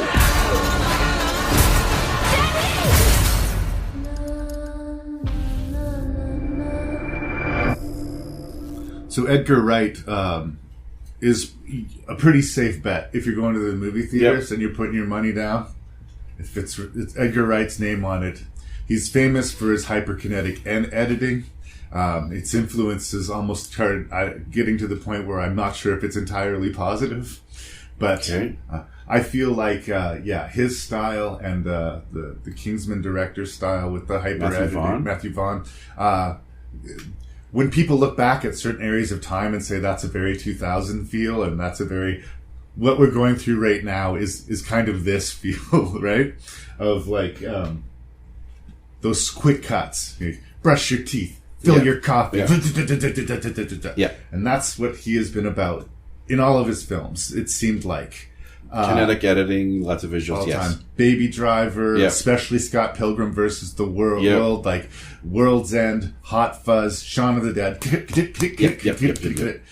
And what I noticed right away about Last Night in Soho is how he got pretty disciplined about that shit right now. Yep. Now he is expressing the vibe and feel of the 60s. Mm-hmm. And he's definitely dipping his wing a little bit in the giallo vibe as far as the lighting and the aesthetic. Dipping, okay. Absolutely. Swimming, but yeah. And he and his co-writer, I'm sorry. I had her name too. She also wrote Megan. Oh, did she? I didn't know that. Yeah. All right. Screenplay by Edgar Wright and Christy Wilson Cairns is what it says here. I feel like the two of them were in love with London of the 60s. Yep. And connected passionately to the vibe of London in the 60s. Yeah. And if I knew anything about that corner of the world of London in the 60s, and if I had that shared cultural connection to it, I think that my connection to the movie would be deeper. Yep. I was super excited going into it because it's like Edgar Wright doing a horror movie. It's a different genre for him. Yeah. And it's supposedly a stylistic departure. I will say that I think this is my least favorite Edgar Wright movie. Yep. But my least favorite Edgar Wright movie is still a really fucking good movie. Yeah, you can tell from the even the opening sequence that you're in the hands of a film auteur who understands film language. Once again, we talked about film composition. The way things are put in certain sets, and the use of music and the use of lighting. It's definitely if you were in love with the music, the fashion, the style, the vibe of the 60s, this movie is probably going to be on your desert island picks, right? If it is for you. But for me, it didn't feel nostalgic. It kind of felt new. Like, it kind of felt like I was exploring this kind of different world aesthetic. We all see it through the eyes of our lead character, who's going to London to... Thomasin McKenzie's the actor's name. Eloise. Yeah, and she's going to be this fashion, go to fashion school, and she is very rooted in that same vibe. She wants to go to the Soho area in London and just be of that vibe. And we notice right away when we meet her that there's something off about her. Yep. She sees her dead mom's reflection in the mirror sometimes when she looks in the mirror. Yep. And she sort of talks to her. And we don't know how seriously or, quote, real we're supposed to take this. But because I knew I was watching a horror movie, I mean, I'm definitely going to plant a flag in the ground. Like, this must mean something. She's talking to her mama. Yeah. And when she moves to this way too good to be true apartment, living with this, quote-unquote, sweet old lady, she starts having these visions of Anya Taylor-Joy from the 60s, living at what first looks this amazing, glamorous, beautiful, high-fashion life. Yeah. And with each vision and each visit, it gets worse and worse. Yep. And worse. Yep. And worse. And all of that works, and I'm with the movie. I am with the movie. But again, I don't know. Sorry, it's a newish movie, so I hate if I'm spoiling this for you. If we were really not expected to think that the woman she was living with, Miss Collins, yes, was going to be attached to these flashbacks, then we just haven't watched a movie before. Yeah. It's another one of those things. That's the big reveal? That's the big reveal of the movie? No. Yeah, it's very predictable. I knew she was being poisoned when she was being poisoned. And I don't think the movie wanted us to know that. So I think I kind of have to take points away from that. Yep. But I honestly feel like most of the rest of my problems are just with it. This is not the vibe that I completely understand and can appreciate. I'm basically seeing a lot of this stuff for the first time, and I can appreciate it as that, but I don't get that it's a reference to something or whatever the equivalent of, like the Warhol 60s of the Americas, with like, he was the 60s in the Americas. Yeah. Soho was the 60s in London, in England, and for the English community. And I don't fully know what that means, but I believe that Edgar Wright and his people did. Well, you're right about actually like the other co-writer's name. I have it as Christy Wilson Cairns. Yeah. And I love the fact that when the end credits do show up, it's got those shots of the quiet streets of Soho. And how it still, looks somewhat the same today. I mean, some things might have changed a little bit, but the overall theme that, because it's heavy on nostalgia, but it's almost an anti-nostalgia movie because it's the whole idea of that not everyone remembers the past as a good thing. It's, the swinging 60s caused a lot of problems for a lot of people. The sex is never really free. Yeah. Forget, the sort of STIs or whatever, but that whole lifestyle that, catered to men, if you will. Yeah. Thomasin McKenzie's characters, sort of dreamlike nostalgia for something that she never experienced. Yeah. Goes past naive and into ignorant. Right? And I think that's what really kind of brews contempt in the old lady. Plus she doesn't want her secrets spilled. Yeah. Right?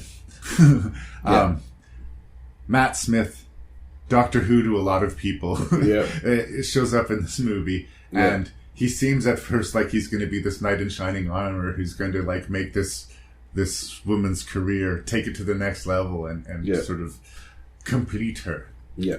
And he does, quote unquote, finish her by turning her into a serial killer through years of sexual abuse, pimping her out and treating her as property. Yeah. And it's amazing. He's famous for his montages and his hyper editing. One of the few places when that happens is when we get that reveal. And it's like a montage of dudes getting stabbed in the face. Yeah. It's just like, oh man, they've been holding back on the violence until, whoa! Yeah, no, now we're doing it. Yeah. Now, yes. No, she didn't go a little bit over that edge. She fucking went crazy. Yeah, she's got some wires crossed. Yep. I also think, you know what the stronger ending would have been, of course. What's that? Thomason under the floorboards with the rest of the bodies. Yep. Credits. Yep. I think her ignorance was enough to kind of earn that death. Yeah. Right? Yeah. But I guess they weren't going to go there. I didn't write the screenplay. And again, if it's a reference to another movie or if it's a reference to specific people out of history, that went right over my head. And I will confess, there may be shit that I completely missed in this movie. But I still have such respect for Edgar Wright. And this is not a thumbs down review. Yeah, no, it's well made enough that it's a positive thing. I do have a question. Terrence Stamp, we never get the, like, do we ever get his name? He doesn't have a name. He's just a silver-haired gentleman, yeah. Do you think that he knew actually about, not Vespa, that's the drink she drinks. She knew that she Sandy, was I think he knew that she used to be a prostitute. And I think he suspected that she was killing all these men. Like, because he does have that line, you should go and ask Miss Collins what really happened to Sandy. Yeah, like, it just sort of gave the impression that, you know, he'd known for a long time and is one of the reasons why there's been so many, you know, male ghosts. And the second they showed up, I was like, okay, let's put two and two together, because Terrence Stamp, it was too obvious for him to be the killer. No. And that's what they wanted us to believe. Because they wanted us to believe it, I didn't believe it. And then the question is, why is Diana Rigg here? Mm-hmm. Now, for, you know, to the she could have been the sweet old lady, but to the young people, no one knows, you know how. I wouldn't say. Well, I mean, she was very popular at one point, but most people over 40 know who Diana Rigg is. Right. Why is she in this movie? And then it kind of went, oh yeah, and then it did not surprise me the least that Sandy, you know, breaks. Yeah. And again, that's where I take the points away, because I did see through the subterfuge. And, I prefer to be tricked. Yeah. Here's something else that about the script, and I clocked it a little bit, and I hated the fact that, you know, I clocked it. The boyfriend, Michael Aho is the actor's name. He plays John. Yeah. The scene where he makes out with her at her place, and Miss Rigg or Miss Collins comes up and interrupts them. Just as that was going on, and I hated the fact. I thought because he's black, he's never coming back. It would just be like gone. But for the story element, of course, he's going to be the sympathetic boyfriend, right, and he's going to come back. But in real life, I just didn't see that happening at all. I don't know why I thought she was going to be ditched by the black dude. I thought it was strange for him to come back just because of how odd she was acting. Yes. Okay. Yeah. It just, and I hate. I thought you were saying because the black guy is just going to ditch her pretty. No. I wasn't going to imply that. I was just worried it was coming off. No, I get what you're saying. Yeah, like she was acting. Other strange. reviews of the movie, I clocked it as well. Yeah. I just kind of went. I just didn't buy the fact that he was coming back. Right. But for the story's sake, he has to be the same. Yeah. In a way, he kind of saves the day by knocking on the door. It just made It's kind of like when Eddie Murphy talked about in Delirious about poltergeist. You know, if it was a black family, just up and I don't know. We get out. Yeah, get out. I don't know. I didn't. I think we needed it. It was plot armor for that relationship because he needed to knock on the door. Yeah, when no, he did. it's there for story elements, and I get why. Yeah, if nobody knocks on the door, then she can't overpower her landlord and get the ambulance and have her life saved. Blah blah blah blah blah blah. Yeah. But it was probably more for the service of the plot than credible character choices. Yeah. Right. Yeah. But I didn't particularly clock it that way. But it was just I don't know why I did, and I felt bad for even thinking that. But I don't want to underwrite the stylistic flourishes too, because where we don't get the hyperkinetic editing as much, we do get these amazing scenes where Matt Smith is dancing with Mackenzie Phillips, and then all of a sudden he's dancing with Anya Taylor-Joy, and it's not a computer trick. It's all done in camera, all in one shot. Some of the transitions are amazing. The mirror work, because we start where she's seeing her mom in the mirror, and then it turns we're seeing Anya Taylor-Joy in the mirror. Yeah, and again, I do think we're supposed to be focusing our crazy eyes on Mackenzie, right? Yeah, she's the crazy one, not the old lady. But we have an old lady in the story. The bulk of this is backwards, is back set. she's going to have a card to play. Yeah. I'm kind of embarrassed that they thought they were going to fool us with that. Yeah. But again, for the style and for the basic beats of the story, I mean, I still enjoyed watching it. Yeah. It was, I still confidently put my money down for an Edgar Wright picture. Yeah. This one just didn't seem as accessible to me as a lot of his other ones. Some of his movies, like, if you're not a zombie freak, I guess I understand you not loving Shaun of the Dead. Yeah. Right? If you didn't grow up with video game culture around you, maybe Scott Pilgrim in the World doesn't really work for you. But some of them just, I feel like, are almost critical. It's also, like I said, a giant love letter to those British ghost movies that were so popular. The BBC was also really good for making these. There's a series called A Christmas Ghost Story that went on for years. The BBC would make them, and they're 1 hour ghost stories. Yeah. And this felt very much in that sort of same vein as well with Last Night in Soho. Yeah. And so I like, I like that sort of vibe that he was going for. And it does visually feel very different from a lot of his, that sort of kinetic, action-y, quick cut movies that he's known for. And a little bit more personal, and he got to make it in his hometown, about his hometown. And I do love the end credits with all those, shots of the empty streets. Yeah. It's such a good idea. And this is another one of these movies that you get to make. Yeah. This is going to be a tough sell unless you're Edgar Wright. Yeah. Right? It's very niche. Yeah. Yeah. So, I stand by where I started. It's a safe bet as a horror movie, and anything with Edgar Wright's name on it, I will still confidently put my money down. Yep.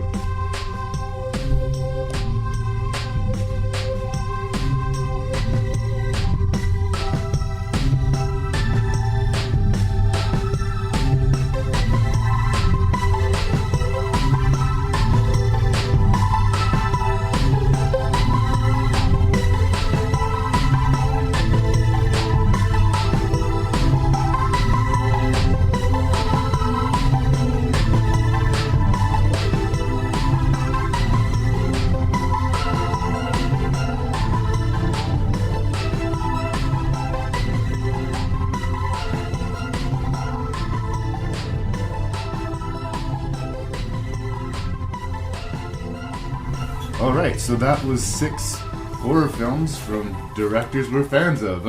Horror director selections. Yep. And again, there was a pretty obvious bottom, I think, but we had a lot of positive things for the most part to say. So I feel like we're in similar places, but it's always interesting. What was your least favorite of these 6 pictures and why? Well, a shock to no one and all of our, 5 listeners? Come on, there's more. I have dozens of subscribers. Hey, you know what? Be proud. Be proud. I love my listeners. I am not making fun of anybody but myself. This right is now. me, like, to the listeners. Yeah, all right, sorry.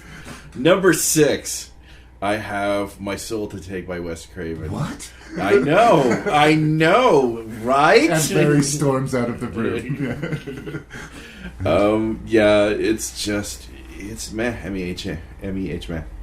Number 5, It Brings Me No Joy, and it's like one of those, it's almost there, it's just starting to tickle just a little bit, starting to feel nice, and I know I'm doing that weird thing with my finger, that, radio, not television, but I have The LAIR by Neil Marshall. It's almost there. Number 4, I had it higher than expected, and I just love the fact that it's really just a bunch of conversations in this really dark, frustrating seduction of really 3 scenes. It is almost like 3 acts a little bit, with the interlude with the dream. And that's Neil Lebute's House of Darkness at number 4. Number 3, I have, despite its micro-budget look about it, the way better than expected Absentia by your boyfriend, Mr. Flanagan. Your boyfriend. I just want to snuggle. You know how I'm seeing it jealously, right? Yeah, okay. Your new My boyfriend. new boyfriend. Okay, fine. Number 2, I have Last Night in Soho from those Brits. I tell you, that cheeky Brit. If the mystery wasn't so predictable, it could have been higher. But it is, the Last Night in Soho, number 2, and not number 1. That giant love letter to the 80s horror, mixed in with a little bit of little bit of 90s, a little bit. I have Malignant. Malignant taking the top James Wan. He was never really in doubt. Come on. I had a suspicion that you would put Malignant in the top spot. Right. Unfortunately, we're not going 6 for 6, but we're quite close, and our differences aren't, I think, something that we're going to be upset about. Sure.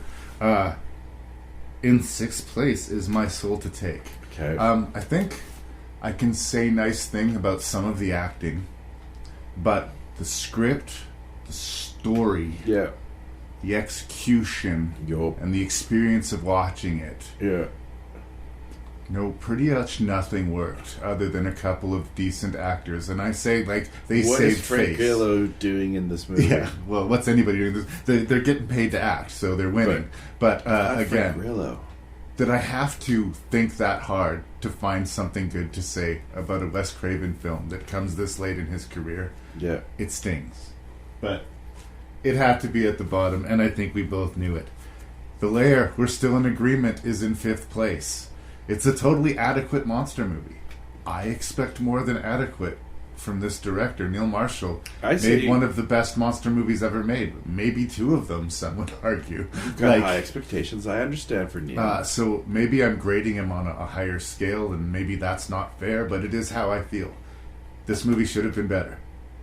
You're not wrong. It's not bad, but it should have been better. You're not wrong. So there. Okay, so we're still in agreement here with Neil Lebute's very play-feeling horror film, The House of Darkness. I think that of all of these movies, I think this might, even more than Last Night in Soho, be the most polarizing as far as the people who will really like it and really hate it. I'm closer to the really like it angle, but I can watch a film that feels like a play, which this is. And the weird thing about it is that it's not based on a play. If it was based on a play, it would have an excuse to crawl like it does, but it holds your attention, and that is the essential ingredient. So some people will say controversially, all the way in 3rd place is where I put Last Night in Soho. You didn't, okay. Part of it is holding him up to a higher bar, but just on the basics, what was he dealing with? At this point in his career, he could make any movie he wanted, basically with any cast he wanted, to a degree with almost any budget that he wanted. My 2nd place film, Absentia, was made for $70,000. Yep. And it wall-to-wall works. Is it as beautiful and kinetic and amazingly executed technically? Of course not. Of course not. On that level, it's kind of unfair that the 2 movies are on the same list. But I think Absentia, beginning to end, works more completely for me than Last Night in Soho. I was ahead of Last Night in Soho. I was not ahead of Absentia. And I do Absentia could distract me with style. Soho could distract me with style. Absentia was very much in this little gray box of independent cinema. And I think it did well. I wrestled with these 2. Like Absentia and Last Night in Soho are vying for number 2, but I don't know, because of my fanboying for Flanagan, I guess I'm just going to stand by it. Absentia is a really impressive I think you're going with your heart and not your head, but okay. Well, speaking of going with my heart, not my head, I'm going to back your play on Malignant. And there are people who think both of us are out of our fucking mind right now. They're just wrong. They're just wrong. They just didn't grow up on the same insane diet of cult horror that you and I did. In a weird way, even though this is a movie that did so off of the back of his 2 big blockbusters. I think it was a bomb, actually, financially. As far as I'm concerned, this is a return to form. So, the Dark Horse has taken the top of this bonkers, out of its mind horror thriller. Is number 1 with a bullet. Thank you for existing, Malignant. The world is a better place with you in it. No, I get it. I love this movie. So good. And they play it just enough to be not too annoying, but that Safari Riot, Where's My Mind? That's such a 90s thing to do. It's strange. Yeah. and yet it somehow works in that sort of giggly. It's not quite the Monty Python joke, but whatever. No, Malignant is awesome, and I'm sort of, I fear we may never get another true sort of original James Wan horror film because it just didn't. Well, his second Aquaman movie just took a huge shit, so maybe he'll come crawling back to genre. Yeah, it made enough money though. Oh yeah. But I haven't seen it. I shouldn't talk shit about a movie I haven't seen. Whatever. Thank you for being here, Mr. Hey, Beckmann. man, I came willingly. You had to put up a whole wall in front of me. Well, I hope the listeners were enjoying the dulcet tones of your voice because they're going to hear it again in the next episode of Rank and Review. You threatened them. Where we talk about some horror sequels. Yep. Thanks, buddy. Be good.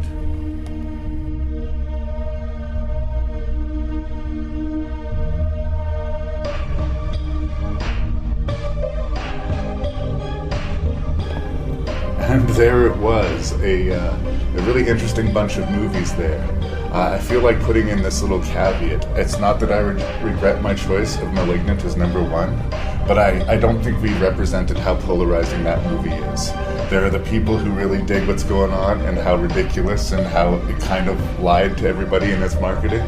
And there are people who, just thought it was ridiculous and felt cheated. And that is a valid perspective to take. I happen to think it's amazing, but I like people taking creative risks like that. Anyway, I shouldn't have to justify it. Watch it, let me know what you think of it, and tell me. Write me at ranknreview@gmail.com. Are Lee and I crazy for that selection? Check out the website, ranknreview.ca. There's lots of episodes in the back catalog to check out. Please tell a friend about the show. Please support other podcasts close to us, the Terror Table, the Shelf Shedding Movie Show, and the Lifetime of Hallmark. This is the voice of your host and random Canadian Larry Parsons. Thank you so much for being here. And in 2 weeks, you'll be hearing from the Beckmann again as we discuss horror sequels and finally round out the discussion on the Nouveau Halloween trilogy. I hope you're there for it.